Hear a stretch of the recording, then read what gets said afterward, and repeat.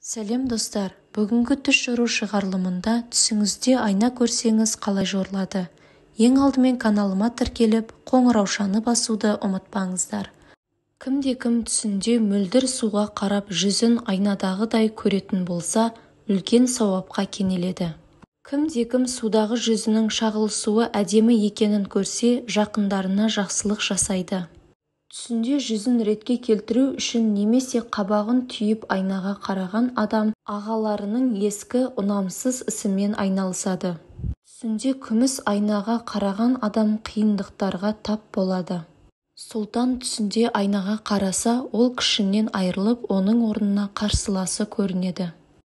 Түсінде ер адам айнаны көрсе, батылдық деп түсіндіріледі, және айнаның көлеміне, оның әдемілігіне сәйкес оның алатын орнын көрсетеді. Кімде-кім айнадан оның жүзін одан үлкенірек көрсе, оның дәрежесі көтеріледі.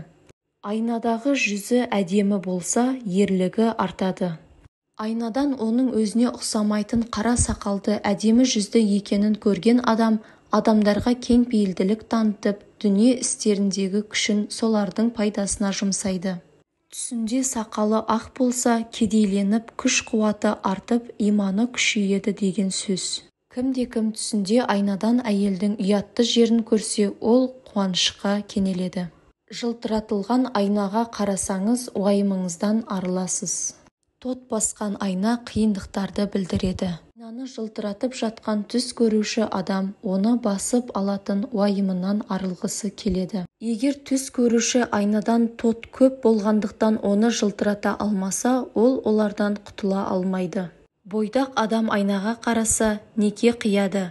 Үйленген ер адам әйелімен ажырасқаннан кейін қайта қосылуды білдіреді. Егер әйел адам айнадан өзін жүкті көрсе, оған ұқсайтын қызы болады, немесе қызы қыз туады. Егер бұлай болмаса, күйеуі өзіне ұқсас әйел алады.